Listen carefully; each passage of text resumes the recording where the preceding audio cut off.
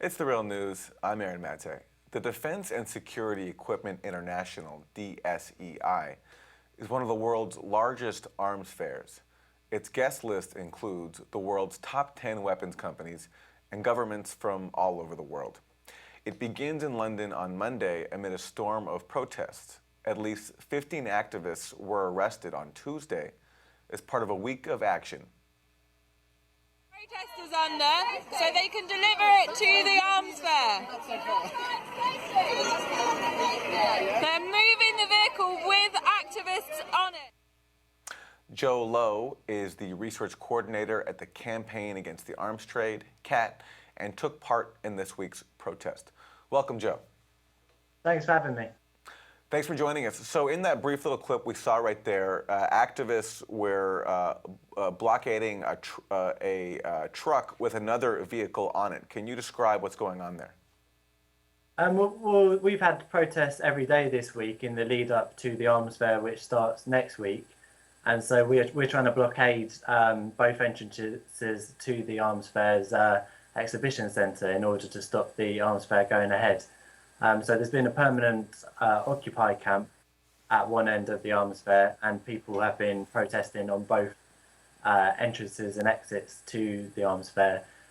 They've been locking themselves to military equipment going in. People have been running on top of trucks to try and stop the trucks getting in, and trying to block the road so that this arms fair cannot take place.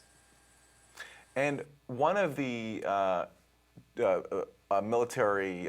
one of the pieces of military equipment that the activists have tried to block, as we just showed in a headline from the Electronic Intifada, is an Israeli military vehicle. Can you talk about why activists have focused on that one? Well, we saw that coming in. That was there was a big day of action that was focused on Palestinian rights and on stop arming Israel. And the protesters there saw this Plasan vehicle coming into the arms fair, and they decided to block it and get in front of it, and in order to stop it being taken into the arms fair, where any regime present could buy one of those to repress their own populations. We've got Saudi Arabia on the guest list. We've got Bahrain, the UAE, Vietnam, Colombia, all sorts of countries which have been either dictatorships or involved in human rights abuses, or both. So protesters decided that they wanted to stop that vehicle going in. Yeah, the common phrase that we'll hear about the guest list is that it's a who's who of human rights abusers. Can you talk about what kind of opposition the British government has faced for allowing the arms fair to be hosted in London, and the overall controversy around this fair? Yeah, well, the British government doesn't just allow it to take place. The British government organises it and puts taxpayers' money behind it. There's an obscure body, even in the UK it's obscure, called the DITDSO, which is the government's arms promotion body, and that helps organise this arms fair. It's a civil service body, and these civil servants spend their time organising arms fairs, flying abroad and trying to promote British-made equipment to all sorts of regimes around the world. And there has been a lot of controversy. You know, this arms fair is very unpopular among British people, and all the polling we've had shows that. And there's been opposition from politicians as well. Labour leader Jeremy Corbyn has opposed arms sales to Saudi Arabia. He's a long-time supporter of Campaign Against Arms Trade. There's also the London Mayor, Sadiq Khan. He's called for the arms fair to be shut down. And so basically the government and the Tories are the only party that supports arms promotion and arms exports to countries like Saudi Arabia, which abuse human rights and which bomb other countries. Now, speaking of arms exports, around the world, Britain is sort of known as having strong regulations, rules governing the sale of arms, sort of linking them to protections of human rights. So is there a certain irony here in having all these regimes come to London to purchase arms? Mm-hmm. I think I'd reject the idea that the UK has a strong export control system. You know, the UK... I didn't say system, I said reputation. Reputation, perhaps, yeah. Well, if it does have a reputation, it's not a deserved reputation. The UK government sells weapons to Saudi Arabia, which has committed awful atrocities in Yemen. And if you're sending weapons to Saudi Arabia, that's kind of the worst that you can get. But there is definitely an irony in what you say.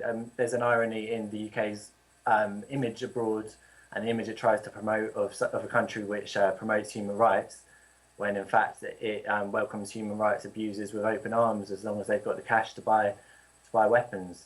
So there definitely is a hypocrisy and a distance between how the UK promotes itself and what the UK is actually like. Now, your group was recently involved in a court action to try to stop the British government from selling weapons to Saudi Arabia. What is currently being done right now to try to get Britain to enforce its supposed strong arms control laws, barring the sale of weapons to governments that attack civilians? Well, there's our legal case. We took it to the High Court and we were not successful in the first instance in the High Court. The judges found that the government, that they kind of gave them enough leeway to make the decision that it might have been legal to sell to Saudi Arabia. But we firmly dispute that decision and we are challenging that in the courts. We're pursuing an appeal and that appeal process is currently ongoing. And hopefully we'll be able to challenge that again in the higher court, the Court of Appeal. Apart from the legal campaign, we're campaigning politically to stop arming Saudi Arabia. And we've just had a general election recently, and every opposition party, which has MPs, bar one party, the Democratic Unionists in Northern Ireland, every other party oppose arms exports to Saudi Arabia. So we're hoping that there can be a political solution. We can argue about what's legal, but at the end of the day, the government decides what's legal to a certain extent. The government makes the laws. And if we had a new government with a better line on Saudi Arabia, we could be successful that way. Finally, just to give an example, we talked a bit earlier about that Israeli armored vehicle, Plasan. And on its website, it advertises that it has, quote, the vehicle has field-proven experience. What does that mean? Yeah. Field proven is a term we hear constantly with Israeli weaponry, as well as battle tested. That's the other phrase that they use, and what that means is that it's been used in the field. It's been used either in the West Bank or in Gaza, to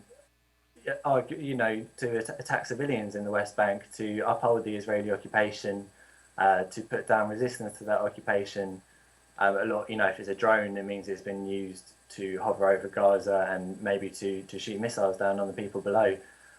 So that means that this weaponry has been active in perpetuating injustice and repressing people, causing occupation, causing conflicts, and that is seen as a plus for Israeli weaponry. That's what they market it as.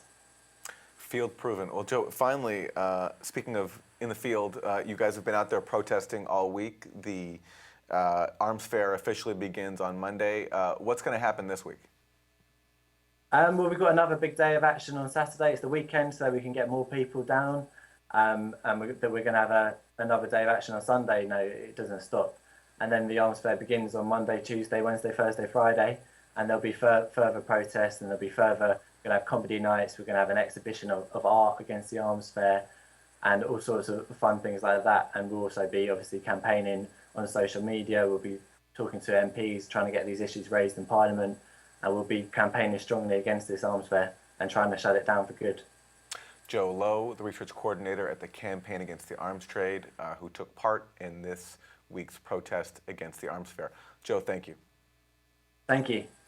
And thank you for joining us on The Real News.